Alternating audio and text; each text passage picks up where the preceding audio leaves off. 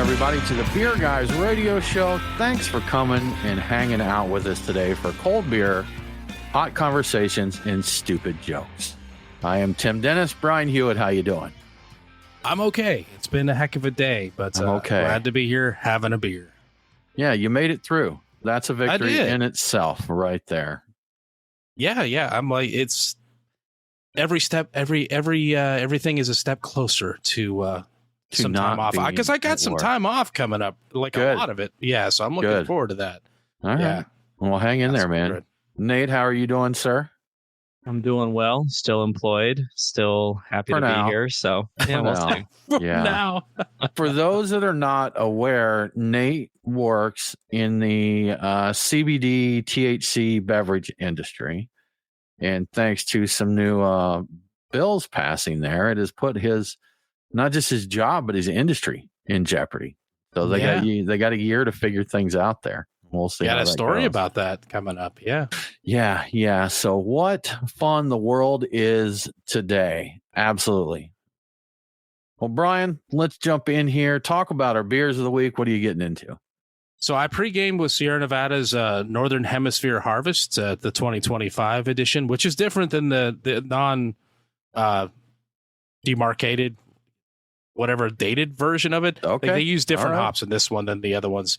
So it's a wet hop IPA packed with Centennial, and it was shipped and picked and in the brew kettle within 24 hours, which I love that. I'm all about the wet hop stuff. I love that. It's good stuff. I was drinking it thinking, like, you know what? This would probably not be Tim's cup of tea because it is particularly, kind of West Coasty, but I don't know. Maybe you would enjoy it, but I'm guessing 80% chance that this is something I would like and you would not care for. But that's what I was going to say. There's always the chance there with a lot of things. Like, I don't like a certain profile, but every now and then one just hits right. So I don't throw out any blanket statements there, but it's a pretty good generality that I don't care for West Coast IPAs. Yeah, I figured 80%. Sierra Nevada, they're particularly they got a particular edge to their hoppiness. And I'm thinking that might not gel with you, but I know you like Celebration, so yeah, I think you like Celebration. We'll see. But now I'm drinking Parrish's Ghost Prime. It's a New England double IPA. It's a double dry hopped Ghost in the Machine variant that is dry hopped to saturation with cryo fresh hops, and it's great. I think this dropped a while back, and they brought it back. I saw it in the shelves again, so I'm like, well, let me get some more of that. So happy to be drinking that, and I'm going to follow things up with at the end of the show, or possibly hanging out with the Patreon folks afterwards. The AleSmith Speedway Stout, the Toasted Coconut Vietnamese Coffee Edition, which is a imperial or double coffee stout. So that means I probably won't sleep tonight, probably, but I don't care. I'm just going to go for it. So that's what I'm planning to do, Tim. Does that come in more user-friendly sizes now, or because I know when it was here before, it was in 750s? Yeah, so it is more user-friendly than the 750. It is a 16-ounce can, though, so it's not. This is about, I believe, let me double check it. I believe it's around. That's still a big boy for that beer, though. It is. 16 ounces is still a lot of that beer. It's the kind of beer that would be great in those little variant bottles that we got I think a few years back, where they were like 8-ounce bottles or 8-ounce cans or something like that. I could see that being useful, but yeah, this is, you got to get into this, and it's gonna mess with you a little bit. But yes, it's smaller than 750. It's not a 22 ounce. It's not a 750. So yeah, it is a little bit more easy to approach as a single person drinking it. So yeah, gotcha. Good stuff. Awesome one. Shout out to Beer Snob Sean here. He said he's drinking a Blackjack, which is a Schwartz beer from Point Remove Brewing. So cheers to you, Sean. Good stuff, man. Good. Love a Schwartz beer. Beer. Mo Mike Nate, what are you drinking today? So for my pregame from Two Tides Brewing down in Savannah, Georgia, I had their Atlantic Cooler, which is their take on a Capri Sun Pacific Cooler, the little juice box thing. So this is a fruited sour with pineapple, tangerine, white grape, pear, and apple. Really tasty. Two Tides likes their fruited sours, so they do it really well. They do them well too, right? Mm-hmm. And then in my glass currently from Pipeworks, I've got the Czech style dark lager. And shockingly enough, that is a Czech dark lager. And it's very tasty. And I agree with Beer Snob Sean that dark beers are definitely worth having tonight. And then on deck from Timber Ales, I've got Beneath Covered Bridges, which is an imperial stout conditioned on maple syrup, almonds, and Amburana wood chips. I believe I've had one or two in Amberana wood, and I like it. I love when they use alternative woods in beers. Mhm. You know, we get a lot of stuff that's going into bourbon barrels or things like that. So plenty of oaky ones out there. But it's nice to what was the one that Dogfish Head did? Was it Palo Santo? Palo Santo, yeah, but that's the name of the wood, right? It's not. That's the name of the wood. I think so. Yeah. Yeah. Well, that's what I was saying. Just alternative woods, Brian. We're talking about alternative woods here. Yeah, and I think that's got some interesting spice character to, like almost like a tonka bean or a cinnamon type of thing that it imparts. But I might be getting that confused with the Palo Santo. Where do you know, Mike Nate, off the top of your head, where Timber Ales is from? I feel like I've had their beer before, like randomly it's showed up, and I have no idea where they're actually based out of. So they are distributed here in Georgia. They're from North Haven, Connecticut. Oh, okay. From Connecticut. Okay. All right. Cool. Very cool, man. Very cool. You know, I'm going to take a little bit of a detour here, as we occasionally do, and talk about something. We've talked about pinball on here. You know, Brian and I enjoy pinball. Nate, do you ever pinball? You know, I know we have not pinballed together, Nate. So I do not generally pinball as a pastime. Okay, fair enough. If I were invited to the pinball hang, I probably would. Okay. Be a little wizard about that with you boys, but it's not something that I do on my own. You're not seeking out pinball machines and such. No. There. Okay, fair enough, man. Well, there was some news came out this week of a new machine coming out, and there's machines that come out, and I'm like, well, that sounds cool. That sounds cool. This one sounds extremely cool. So there is a company. Is it Spooky Pinball, Brian? Is the name of the company, I think. But I'm not sure. They are coming out with a Beetlejuice pinball machine. And it is part of it is voice activated, where you have to say his name 3 times to get into certain modes in that. And again, although I have seen a lot of pinball machines and stuff, this looks super fun, y'all. So if you enjoy pinball along with us, check it out. Check out the gameplay videos and that. And we found out my parents' basement will be getting one of those. So maybe we can all go hang at MPB sometime and check it out there. You know, I still, every time you mention that bar, I have to check myself. And because when you say my parents' basement, confident, I'm like, so we're going to Arkansas to. Yeah, we're going to go to Arkansas and play some pinball. Basement? That's right. Do they still have a basement? Yeah, you know, I don't know if we've ever clarified that before, that my parents' basement is a beer bar here. That's the name of it, including the name of it. The parents' basement. Yeah. And they do quite a few pinball machines. They probably have 15 or 20 there, right? And about that, yeah. Nice craft selection, and then comic books. Interestingly enough, that's a lot of them. That's the triple thing there: a big comic book section, pinball machines, and beer. So also sandwiches, Tim. Remember those? I'm still mad about that sandwich. That's right. Thank you so much, man. Thank you so much. I couldn't help it. I've been to my parents' basement once, and I got dinosaur chicken nuggets. Okay. Dinosaur chicken nuggets. They definitely play with the parent house thing. So AZ Cougars, Brian is not in Portland. Brian is in Atlanta, but he's from that area. I'm from that area, and Next Level, I don't know if they existed the last time I was in Portland, but I used to live in Portland, yes. But no, I don't know that particular one. I worked in Hillsborough, though. I know the name. I know the place, so I don't know. Somebody told me roundabout where it was. I'd probably remember the place, but, anyway.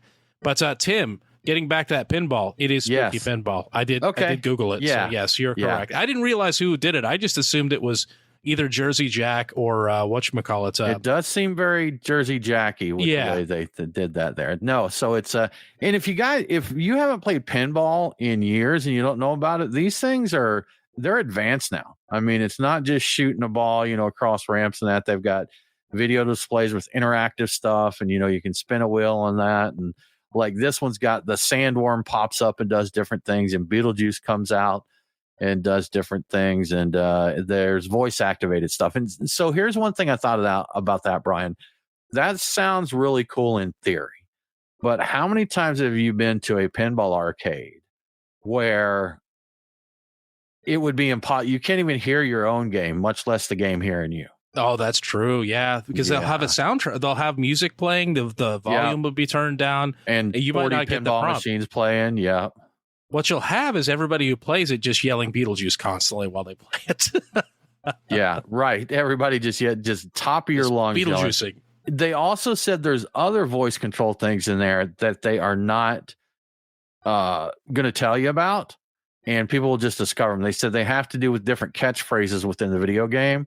So just people sitting there doing stuff, you may say something and the game reacts to it. So I thought that was pretty cool as well.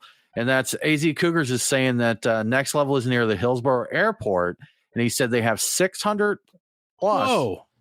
And several hundred. Now Brian's ready for a visit. It's been a long time. It's been nearly 10 years at this point. Yeah. Good stuff, man. Good stuff. Well, guys, moving into our stories, we hinted at this news a little bit in our opening there as we were making fun of Nate's pending unemployment, and the hemp ban passed. And it was not, they were talking, people were fighting for some control and limitations and regulation. They just went all in on this. So, Brian, can you share some details with us on this one?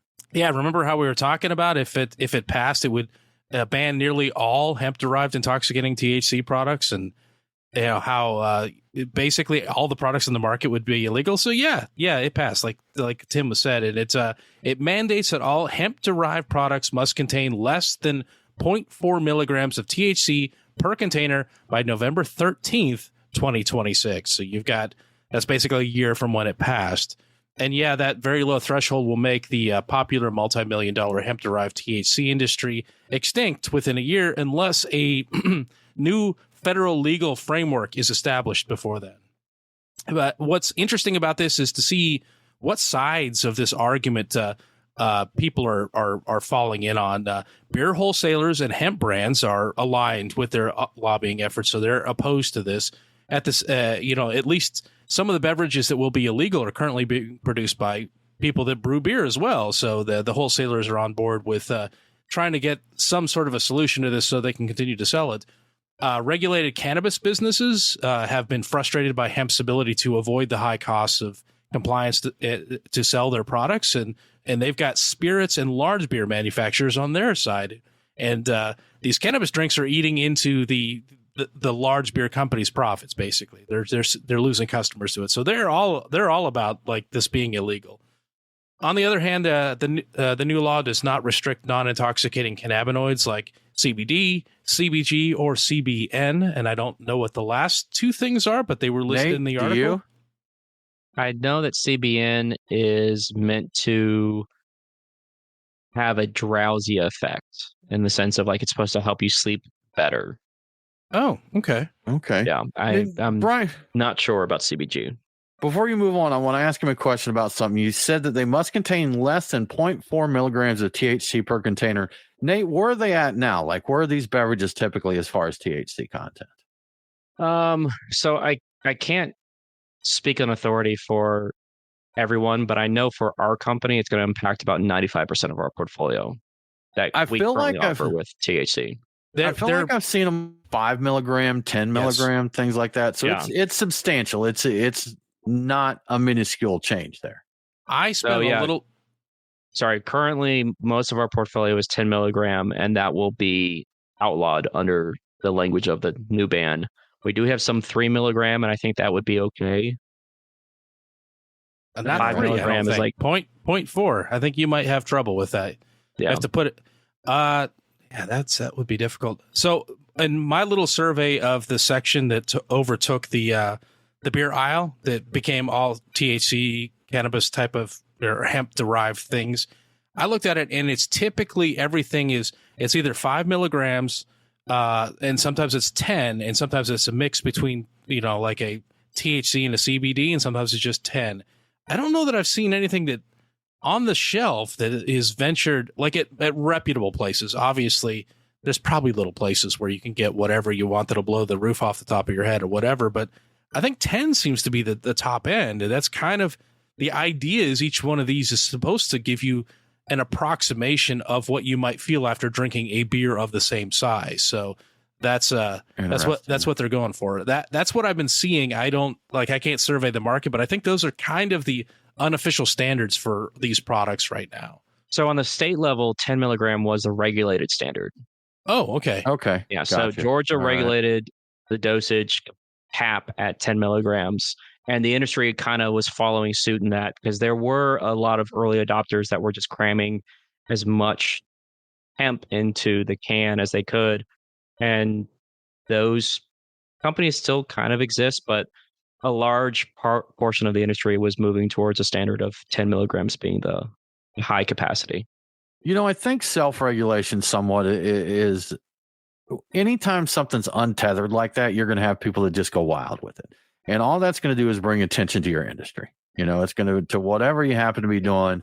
If you guys think back to the Four Loko days, back when it had caffeine and whatever amount of alcohol and all of this, it became a problem and it was one that kids liked. The young kids like to get the fruity, Four Lokos and cram them. And you've got an energy drink with a boatload of alcohol that's appealing to kids, to underage folks. So it became a problem and they ended up, getting in trouble for it. So it's something, if you can kind of keep controls here. And I know the hemp thing was kind of a loophole because I don't think when they said hemp derived things were okay, they thought people were going to find out how to draw all this THC out of darn CBD there. So, that's kind of the issue with that. And Brian, I don't know if you know this or not, but will this impact like places where marijuana is legal and they're doing legal beverages from, marijuana plants? I think it will. I think this is a blanket thing. If it's coming from hemp, it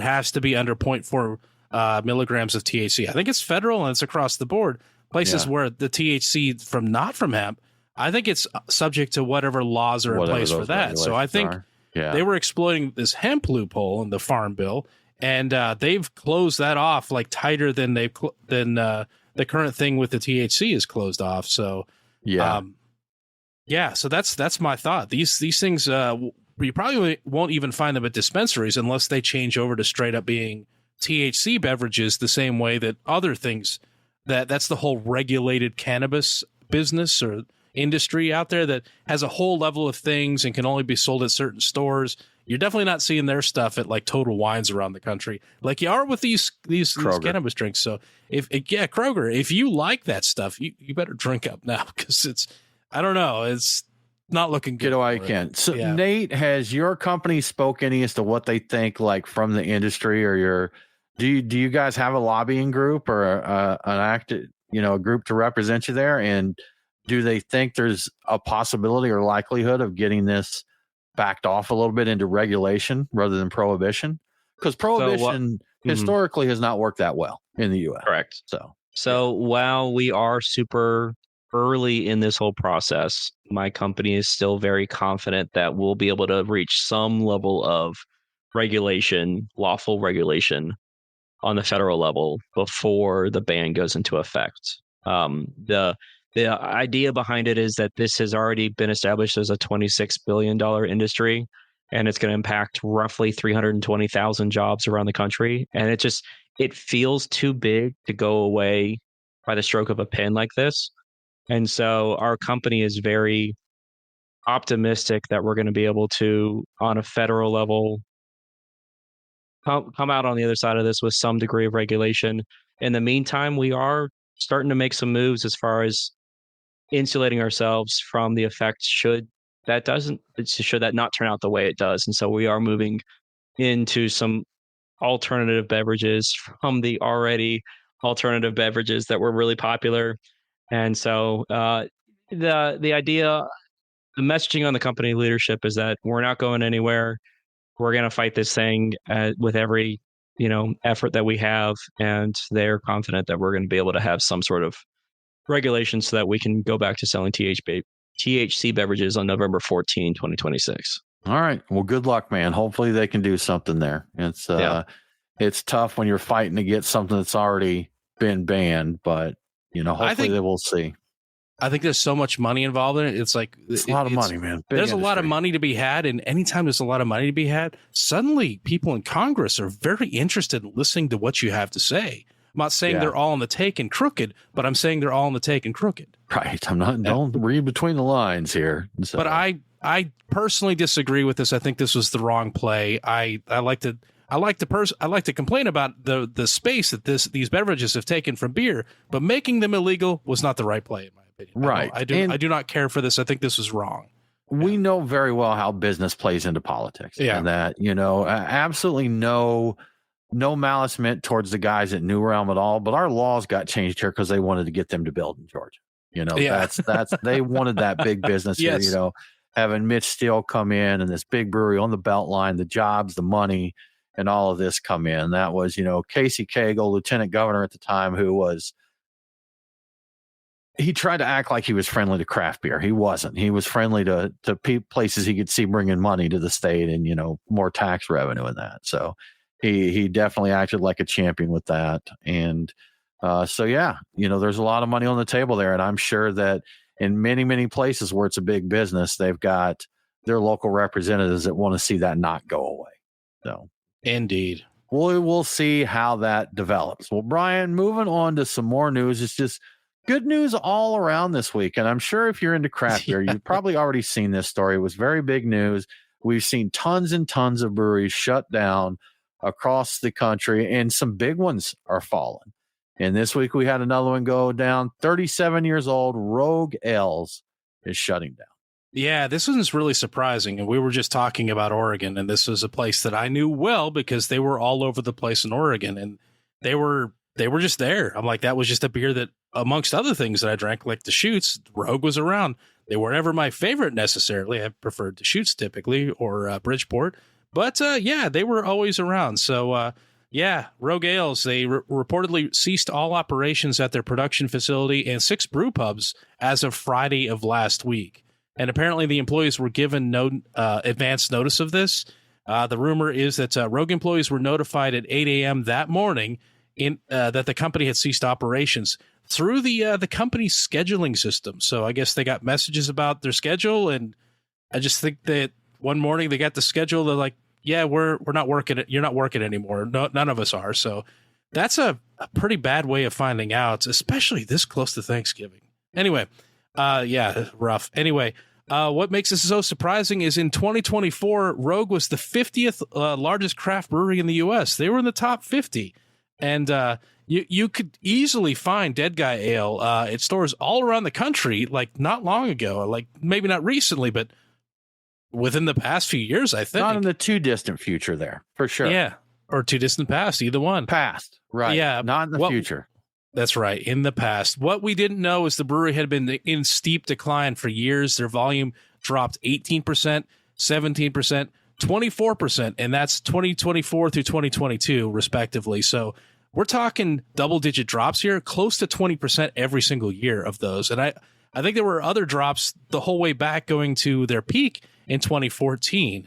That's 2014 is back when they were still making the Voodoo Donut beer. Yeah, do you remember that? The pink bottles? They had a few. Pink bottles? They had a lemon chiffon. Of course, what was it? Smoked maple? I think was the maple bacon donut. Maple bacon, was the one that got the most hype. And then they had a couple. I do remember that the lemon chiffon or whatever it was called tasted like Pledge. Smells. Yeah. But so the reality is the company is reportedly deeply in debt. They allegedly own the port of Newport in Oregon, $545,000 in back rent for their main facility. And they also allegedly owe $30,000 in unpaid taxes to, I believe, the county. Again, allegedly here, I don't know any of these things to be true, and I don't want us to get sued over this. This is just what I'm reading. We don't know what the fate of Rogue will be. We only know that they are currently closed. They haven't declared bankruptcy as far as I know. I'm assuming that's something that's coming, but we also have to acknowledge that they were pioneers in craft beer. They opened in 1988, all the way back then. It's 37 years. They got into craft spirits very, very early back in 2003 before pretty much anybody was doing it. And they introduced us all, and I didn't know this, to the 22-ounce bomber format for beers. And I missed the bomber. I like the 22-ounce bottles, but you don't see those very often anymore. But apparently that was a Rogue innovation, from what I understand. I question that statement. Here's why, Brian. Because why do you question that? around in those days. So they were around in 88. I started my drinking a little bit later than 88, but not much later. And we had Double Deuces back then, Brian. They were not called Did you? Bombers, but they were called Double Deuces. And you could get you a Double Deuce of Bud Light or Old English or many others. And, AZ Cougars was talking about me aging myself by mentioning Four Loko. So now I'm going to go back to the 90s yes, to talk about Double Deuces. But yeah, they were called Double Deuces before they were called Bombers. And we'll have to do some research on that. We'll have to see, that. Nate, you want to see if you can find out when Bud Light came out in 22-ounce bottles or any of those macro beers there. But so, yeah, they may have introduced it in the craft world. And that's what was it? Didn't who does the little golden pills in that? Their names escape. Oh, me. Oscar Blues. Yeah. Didn't they introduce craft in a can? Like legitimately, they were the first one to first ones to put craft in a can. Craft beer. Yeah. They people hated it. They just thought it was at first it was just awful that a craft beer would be in a can. Heck, Red Hair introduced our local market, like local breweries putting stuff in cans.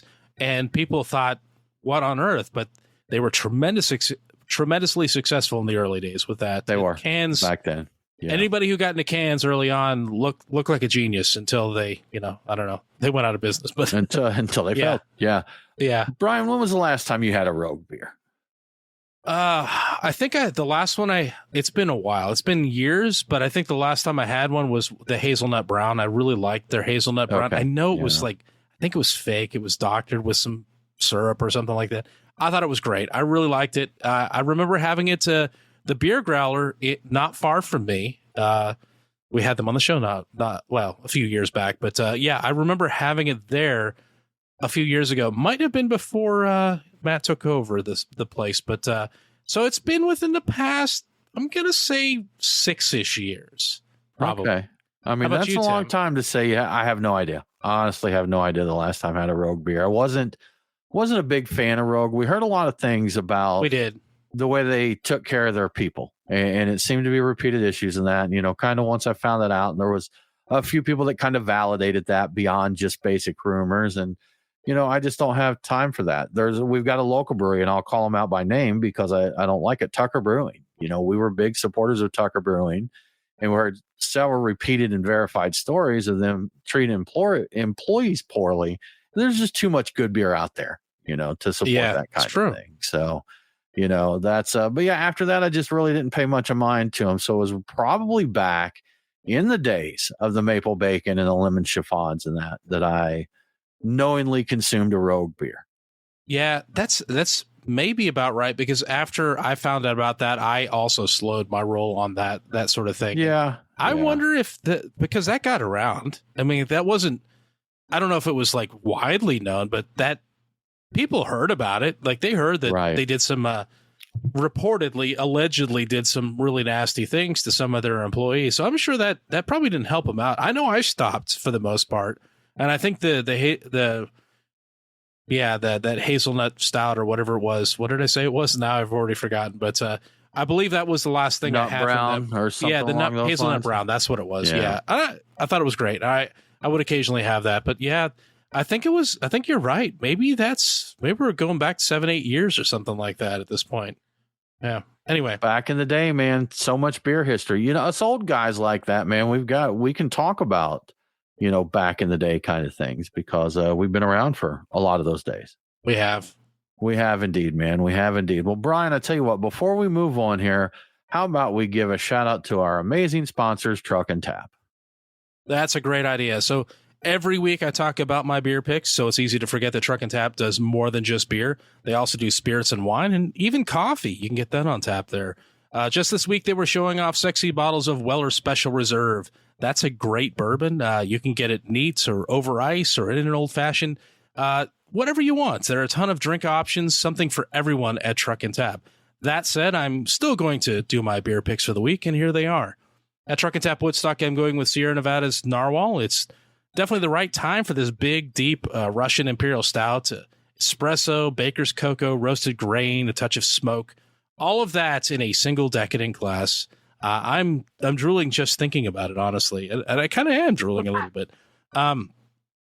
At the Duluth location, I'm getting Reformation's Coconut Stark. It's a porter loaded down with toasted coconut, which is truth in advertising with that name.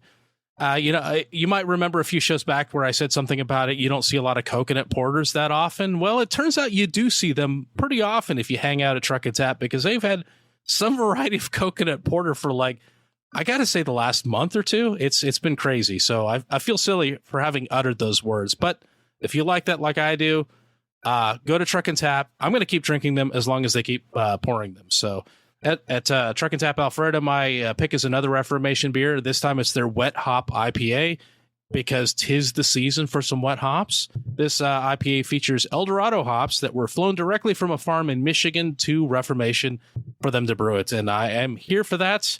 And I really hope I get to drink that sometime soon before it gets to be too old. And finally, at the Lawrenceville location, I'm going with Creature Comfort's Whale Fall Yuzu Lager. We've mentioned this one before because it's a beer for a good cause. You get a salted yuzu lager, and the Berkeley Hanen Environmental Foundation gets a donation for their coastal preservation efforts. It's a win-win. So there you have my beer picks for the week. As always, if you'd like to see the full tap list before stopping by, take a look at truckandtap.com. The taps change quickly. Some of the things I've recommended might not still be there when you get there. Who knows? You never know what new beer might be going on that might be even more exciting than something I've talked about. And if you'd like to see what the food trucks are serving and what events are happening, your trivia, your karaoke, live music, seasonal events, I don't know, charades. I'm not sure. They do a lot of things. You can find that at truckandtap.com as well. Everything you need to know can be found at truckandtap.com. So check that out. And thank you to Truck and Tap for your support. Thank you, Truck and Tap. We appreciate it. So Nate did a little research. We're trying to find some info on our 22s here. And Nate, what you found was talking about the Bud Platinum and the aluminum one back in 2012. But back in my day, Nate, back in the early 1800s, when I was in my 20s, they had, most of the macro beers were in there. And a little bit more Googling here. All it says is the late 80s to early 90s. So that's the best approximation we've got. And who knows, man, maybe it was Rogue that did the first one, because, the times are crossing over there. I would be surprised if a little craft brewery did it, because, I mean, you're talking about having to have, custom made bottles, custom size and all that. That sounds like something that would start at a macro level and then a craft brewer would pick it up. But I don't know. I can't, I won't speak ill of the dead. So I won't say, for fact that Rogue didn't start it, but I know there were others in there around the same time. I may need to do a closer read of the article and just see if it specifies. No, it did. It to craft beer. Yeah, I saw it mentioned several times, and the reason I noticed it is because, wait a minute, I remember getting 22s of macro beers back in the day. Are we sure that Rogue did this? But I also at the time didn't realize or didn't think about the fact that Rogue has been around since '88. So there is the possibility that they did, but I would imagine, my guess is macro breweries did it. Maybe they were the first ones to introduce that, and I do believe they coined the term bomber. Because like I said, in my day, they were 22s or double deuces, what they call them. So, and I know that Rogue did a lot of interesting things with their bottles, which kind of gives credibility to the possibility that they might have really done this. They had little minis. Do you remember those? They had mini bottles. 7 ounce? They might have been 7 or even smaller, that a lot of people turned into like salt and pepper shakers. Like they were full. Who did you say what beer? That was Corona Rogue. did them. No, Rogue had them. Okay, like they were the size of salt and pepper shakers. They might have been 4 ounce bottles. Like, and they would have they were like painted with the logos of the beer, so they were proper beer bottles. And I think I know that in their facilities when I would visit them, they actually had salt and pepper shakers that were like mini beer bottles. So they definitely produced them for some reason. I don't know if I saw a lot of them out in the wild. But I know they were out there, and I know going back at least maybe 20 years, maybe not quite that far back, but yeah, they had stuff like that. So I'm not sure that they're the first 22 ounce bottle I ever saw, but I wouldn't be surprised if they were, to be honest with you. I don't recall. Right. I was surprised when they said that it was attributed to them. I'm like, oh, really? I had no idea. Right. And Sean chimed in here and said his first legal beer was a 22 of High Life. from the local. Sean, when was that? So let's get some dates here, man. When was that? Yeah, So, when back in the 1800s, like me, we'll see. So, I don't know if you guys knew this. So everybody knows about the 40 ounce, right? So, now some beers did 64s, and I remember specifically a Old English. Old English did 64, and it was essentially you're basically talking about a jug of beer. Yes. And I remember that specifically because one time we were all driving over to another town. My friend was driving. I will say this: we were responsible. I had a couple friends that did not drink, and I lived in rural Arkansas. There wasn't a lot to do, so as youngins, we would go out and have a good time. But we did have someone that drove for us, and we hit a checkpoint, and I just happened to be chugging a 64 of Old English in the passenger seat of my own car. So my buddy was driving my car. And I just want to tell you, if you ever need to know this, and you may not, that a 64 will fit inside of a saltine cracker box if you need to hide it for some reason or another. So just a little FYI if you find yourself in that situation. And I was gonna say, you may not have been driving, but an open container in a car is still generally frowned upon. Yeah, I'm gonna say this. Props to that. I think it was a state trooper because it was a rural highway there. We had 8 people in a Mustang because it was like us and our girlfriends, and girlfriends were sitting in laps, and but my buddy was completely sober driving the vehicle. We were all they let us go, man. They told us to be safe. So, props to that because we were sure we're like, oh yeah, we're gonna have to. And were you safe after that, Tim? We were generally safe. I mean, we did a lot of stupid stuff, but we try to be responsible with our stupidity. Be stupid responsibly, Brian. Yes, that's a good slogan to live by there. So that is yeah, good stuff. Well, man, moving along, more stories to tell. Iron Hill, we've talked about them. This has been quite an emotional roller coaster for me, Brian, and I know many, many others. But we hear, even though they recently announced everything was closing down, they may not be gone yet. Yeah. So Iron Hill, if you don't recall, it's a Mid-Atlantic brew pub chain that was founded in 1996, another one that's been around for a long time, abruptly closed and filed for bankruptcy back in October.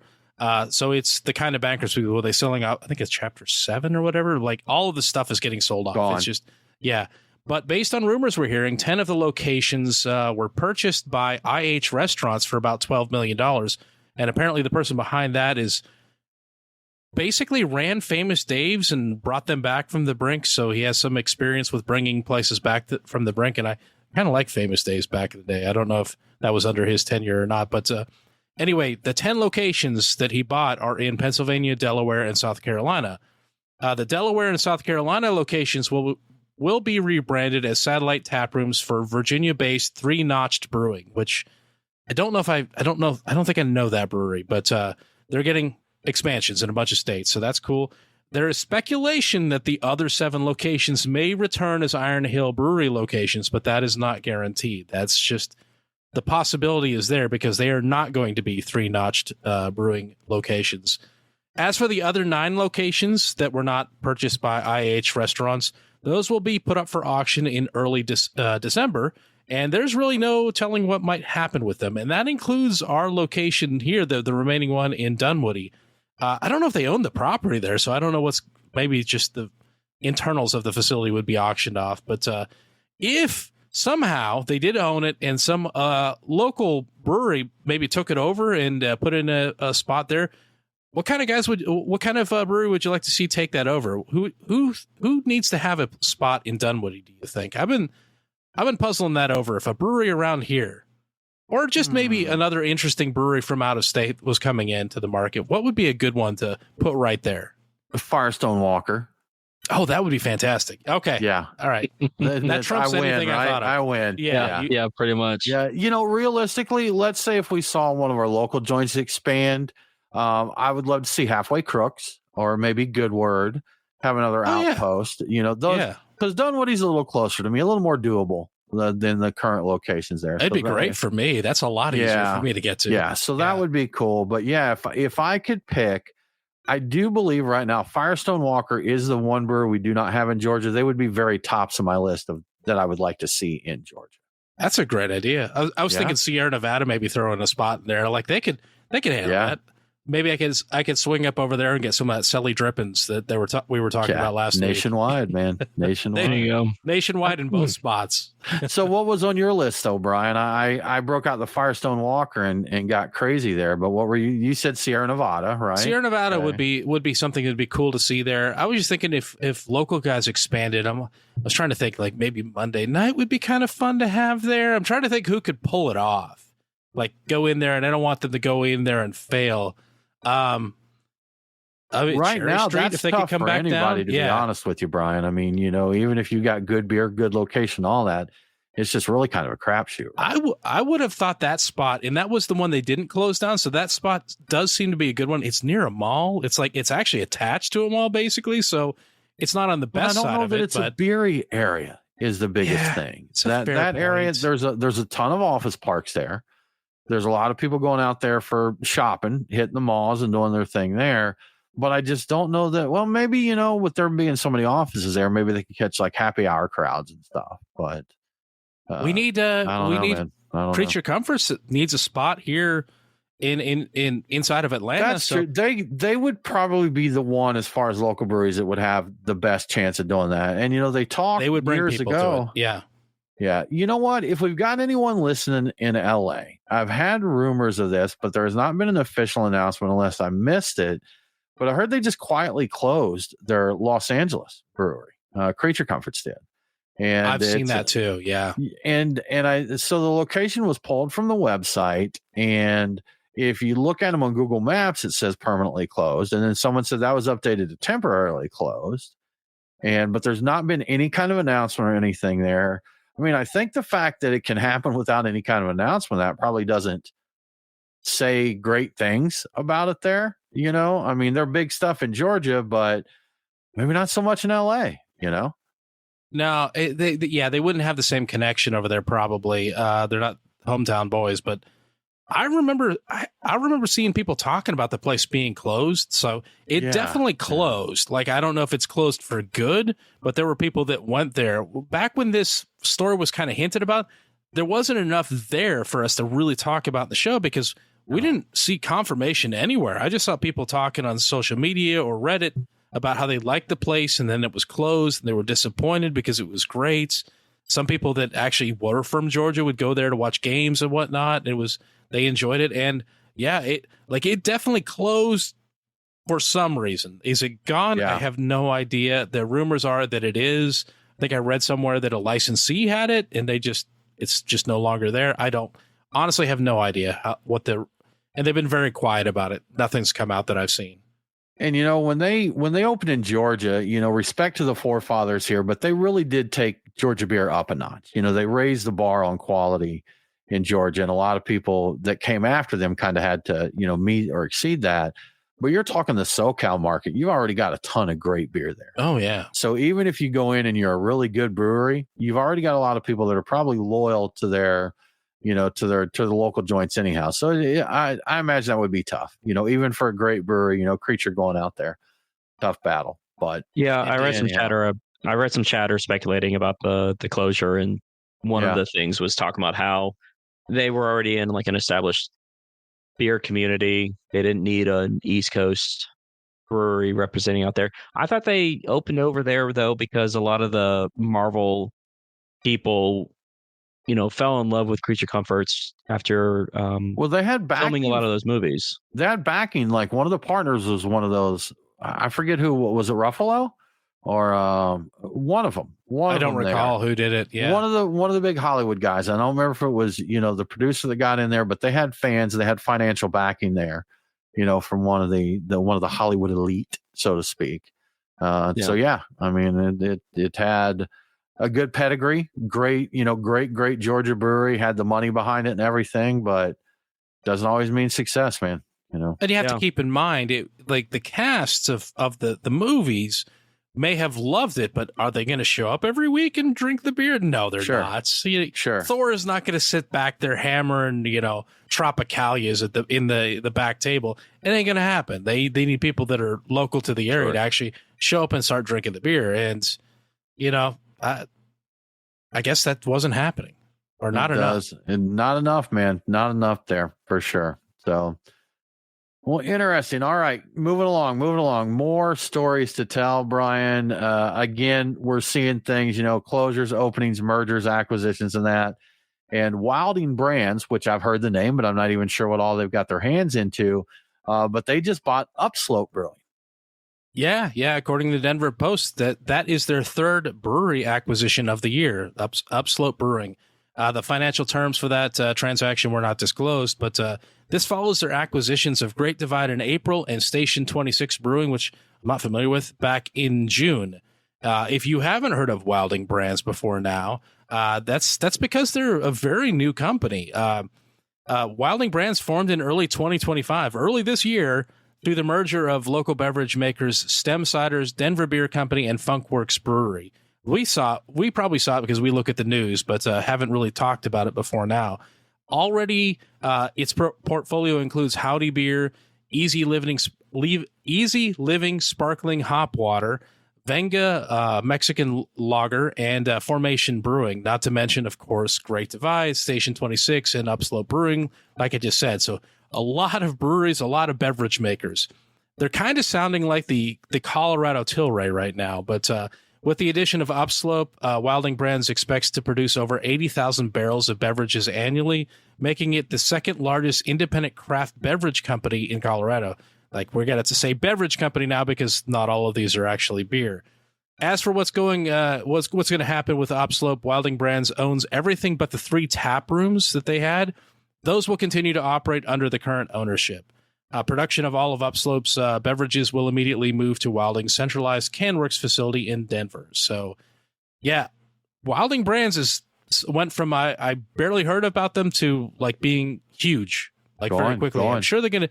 I wouldn't be surprised if they show up in the top 50 list of craft. Yeah, that's one way to get to buy your way to the top, man. Yeah, seriously. So I'm imagining I've probably heard about them with the Great Divide acquisition. That sounds like something that definitely would have hit my radar there, and probably said the same thing. Then Wilding Brands, who is that? But that's probably where I've heard of them before. Curious, man. I tell you what, interesting times with companies buying breweries, and I don't know. I don't think we know what's going to happen out there. It just looks like a lot of stuff, but we still got breweries. At least here locally, we've got a couple that are still building new locations and expanding. Yes. I don't remember. Actually, I did. There was a brewery that opened recently in one of the little suburb towns here. And that's another thing, Brian. It's also going from when a newer brewery does open, everybody in the beer community knew about it. There was a lot of hoopla on that these places are open really quietly now. And I don't know if it's because there's not enough media hype behind them, but we've talked about it a few times. But if you go back 5 years, a brewery didn't open in the state of Georgia without making sure we knew, along with a few other people, and that's not a pat on my own, our backs or anything, but they did. They got with us, and they would let Al Sharpton know. And, we had Reed over at Beer Street Journal, and a lot of this stuff is happening. And I hear about it because someone drives by it and sees it and posts it in a Reddit thread. That's where I'm hearing about this stuff now. And even on social media, there was so much chatter going on and so many people interacting there that those stories stayed at the top of the feed. And it's just not getting that level anymore, unfortunately. I think with a lot of places that are opening now, I think a lot of them are looking like, I'm just going to be the locals place. I'm looking for the people in, the 10 miles around me, the radius around me is my clientele. And I don't need to reach out to people, especially you're talking about suburbs that are well outside of Atlanta. I don't need to reach out to people based in Atlanta. I'm not expecting them to come out here. So I'm not even going to worry about it. I've always found that surprising and interesting. I'm like, why wouldn't you reach out to people that talk to a lot of people and mention that you're opening a brewery? Because we're interested in that. We're likely to bring it up, but, it's a decision, I guess, or maybe they're busy. Respect to serving the local community. Look, we're not trying to be the next big thing. We're just trying to have, loyal locals here, and we'll do just fine with that. So, and that could be it. Yeah. Okay.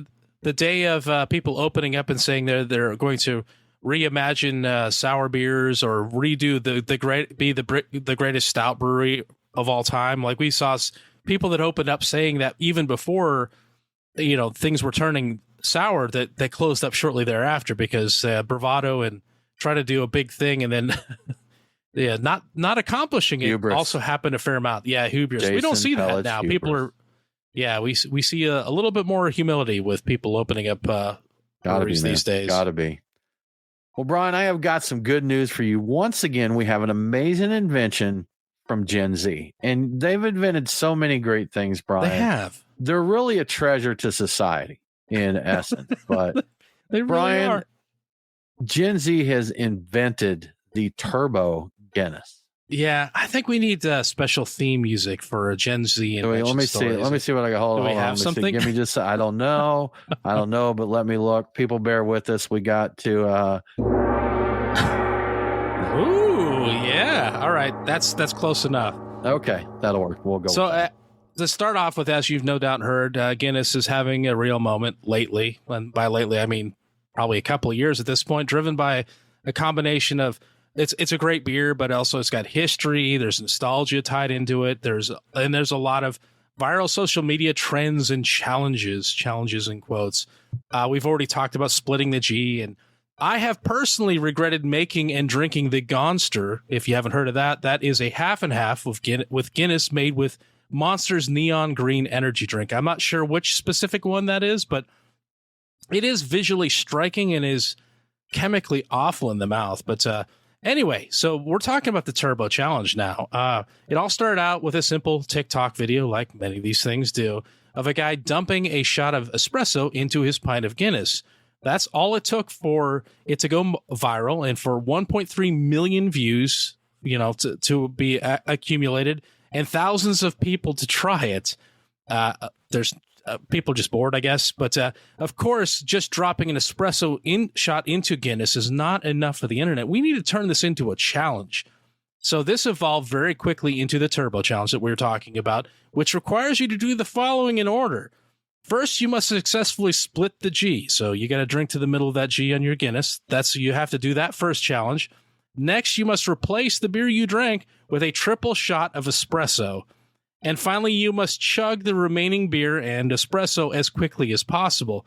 And bonus points if you're over, 30, you die of a heart attack from all the alcohol and the caffeine hitting your system at once. But anyway, as with all the things Gen Z invents, there's nothing new about coffee in Guinness. Invents in quotes, yes. Guinness introduced its own nitro coffee cold brew back in April of 2021, and it's still available, at least here in the U.S. I think it might have been discontinued over in Europe and the UK, but I distinctly, personally remember ordering Guinness with a shot of espresso over 15 years ago at a popular brunch location here in Atlanta. I checked, it's still on the menu, and they call it an espresso stout, and it is specifically Guinness with a shot of espresso in it. So I've done this, like, far enough back that most of Gen Z were still in diapers. But anyway, to be fair, I did not split the G when I drank it, so I did not pass the Turbo Challenge. But what do you guys think? Are you guys going to try the Turbo Challenge? I've been there, but no, I'm not. But no. Gen Z have fun with that. But yeah, I mean, coffee and Guinness is good. It's a nice combo. Can't argue with them on that. So it's legit. No, that's great. I have actually tried brewing coffee by pouring Guinness through the grounds, and have done that myself, and that was interesting. Not the greatest choice I ever made with my life. I think that was it didn't work out so well, but I've done some interesting things with Guinness. I don't know if I've ever put anything else in it. I might have thrown a shot of espresso, and obviously I ordered it that way. I'm not sure if I've ever done it. Put some Waldmeister syrup in there, little something like that. I haven't done that. Mint Schuss in your Guinness. Have you tried that? Is that something you've done? No. Have you ever put anything in a Guinness aside from your mouth? Other than like doing your typical like blacks and tans or or things like that. We tried, I point. forget what it's called now, but Guinness and Coke. We tried that. Oh, one thing. yeah. And actually not horrible, to be quite honest with you. That was good. Oh, Yeah. I forgot what that was called. It was like I forget what the it's Trojan called as horse, well. I think. I think it was called Was the it? Trojan Okay. horse. Okay. Yeah. Yeah, That not came bad from there. Guinness, though. That was from a 1970s pamphlet from Guinness that you can download off the internet. You can still find it. And I believe there's one for tomato juice, which is terrible. There Don't was. do that. Yeah. But the one with, I think it's the Trojan horse with, there's one with port. You can put port, I think, or sherry in it. Not bad. And the Coke one, the Trojan horse, surprisingly good. Yeah. I mean, just a standard Boilermaker type, like a shot of, what's the cheap Irish whiskey? Jameson's. A Jameson's and Guinness or something like that. But, yeah. I've got some interesting info on Guinness here. That's Craft Beer and Brewing Magazine does a best of survey each year. And, they have people rate their best beers. Pliny the Elder has been number one for many, many, many years. But this year, Pint House, Electric Jellyfish took the number one spot. That's one I've never even heard of. I don't know that one. I feel like I want to try it because of it. It punched Pliny down there. But even more interesting to me is Guinness made this list. And this is from a craft beer magazine and people voting on their favorite beers. Guinness is number 14 out of 25 here. Wow. So, yeah, very interesting. The others in the top five, you got that Pine House Electric Jellyfish, Russian River's Pliny the Elder, Absolution's 405 IPA. They're also new on the list. Sierra Nevada Pale Ale, always a classic. They were number 2 last year. And Highland Park's Timbo Pills, which was number 3 last year, is on there. And Brian, Sierra Nevada's Celebration did make it on the list. They're number 8. They were number 11 last year. So good. They should moving on Guinness up. there. That was interesting stuff. I don't see any of our Georgia boys on the top 25 list here. We've got that's surprising. Guinness all the way up on that list. I'm like, Guinness is great. I like Guinness. I'm not hating on Guinness at all. Guinness beats Spotted Cow, Brian. No kidding. Yeah. Yeah. I think the closest one I see here in our neck of the woods is Burial Surf Wax. Made the list at number 21 there. So that's I need to drink that again. Beer. We get that occasionally here. And the problem is I don't very often see it, and it's not usually very fresh when I do. But I need to revisit that. I've heard really good things, and I don't. You can order online though. Oh, can I? Oh, maybe I should do that. That's right. Burial will deliver straight to you there. Yeah. How about that? Absolutely. What a time to be alive and drinking. What a time to be alive. Good stuff. That about wraps it up for us this week. We appreciate you as always for hanging out with us. If you enjoy what we're doing, we'd love for you to tell a friend to tune in, subscribe, listen to the show.